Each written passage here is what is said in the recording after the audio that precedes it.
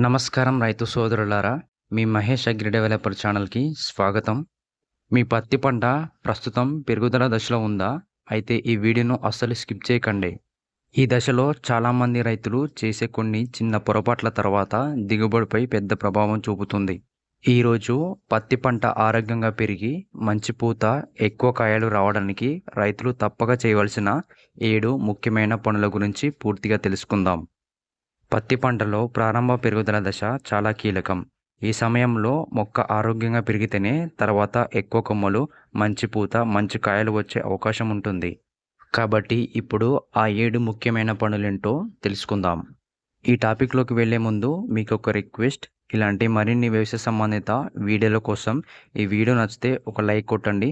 అలాగే కొత్త వాళ్ళు ఈ వీడియో చూస్తున్నట్లయితే ఈ ఛానల్‌ని సబ్స్క్రైబ్ చేసుకోండి. అలాగే బెల్ సింబల్‌ని ఆల్‌లో పెట్టుకోండి.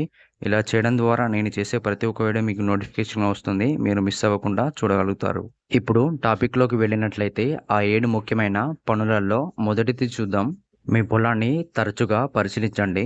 వారానికి కనీసం 2 సార్లు మొత్తం పొలాన్ని తిరిగి చూడండి. ఆకులు, కాండం, కొత్త చిగుళ్ళల్లో మార్పులు ఉన్నాయో గమనించండి. రెండోది, కలుపు మొక్కలను తొలగించండి. కలుపు మొక్కలు పత్తిలో నీరు, ఎరువులు, పోషకాల కోసం పోటీ పడతాయి. అందుకే ప్రారంభ దశలోనే కలుపును నియంత్రించండి. నెక్స్ట్ మూడోది, నేలలో తేమ ఉండేలా చూసుకోండి. నేల పూర్తిగా ఎండిపోకుండా చూసుకోవాలి. అలాగే నీరు నిల్వ ఉండే పరిస్థితి రాకూడదు.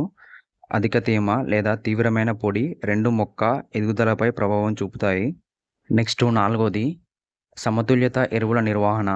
ఎరువులు వేసేటప్పుడు మీ ప్రాంత వ్యవసాయ శాఖ లేదా నేల పరీక్ష సిఫారసుల ప్రకారం వేయండి. అవసరానికి మించి యూరియా వాడడం వల్ల మొక్కలు ఎక్కువగా పెరిగిన తర్వాత పూత మరియు కాయలపై ప్రతికూల ప్రభావం ఉండవచ్చు. నెక్స్ట్ ఐదోది, పురుగులను ముందుగానే గుర్తించండి. తెల్లదోమ, త్రిప్స్ వంటి పురుగులు కనిపిస్తున్నాయా అని తరచూ పరిశీలించండి. ఎక్కువ నష్టం జరగాక కాకుండా ప్రారంభ దశలోనే గుర్తించడం చాలా ముఖ్యం. మందుల ఎంపిక కోసం స్థానిక వ్యవసాయ అధికారుల సలహా తీసుకోండి. లేదంటే నాకు కామెంట్ చేసినా కానీ నేను సిఫారసు చేయగలను. నెక్స్ట్ ఆరోది, వాతావరణాన్ని గమనించండి. భారీ వర్షం వచ్చే అవకాశం ఉంటే వెంటనే పిచికారీ చేయడం నివారించండి. వాతావరణానికి అనుగుణంగా వ్యవసాయ పనులు ప్లాన్ చేయండి. నెక్స్ట్ ఏడోది, మీ పొలానికి సరిపోయే నిర్ణయాలు తీసుకోండి. ప్రతి పొలం ఒకేలా ఉండదు. నేల, తేమ, వర్షపాతం, పంట పరిస్థితిని బట్టి నిర్వహణ మారుతుంది.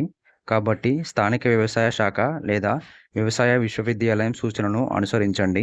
ఒకవేళ వాళ్ళు మీకు అందుబాటులో లేకుంటే నాకు తెలియజేయండి, నేను మీకు చెప్పగలను. మొత్తానికి రైతు సోదరులారా, ఇది అండి సమాచారం. ఈ 7 పనులు పత్తి పంటను ఆరోగ్యంగా ఉంచడానికి చాలా ఉపయోగపడతాయి. అలాగే ఈ వీడియో మీకు ఉపయోగపడితే మీ రైతు మిత్రులతో షేర్ చేయండి. ధన్యవాదాలు.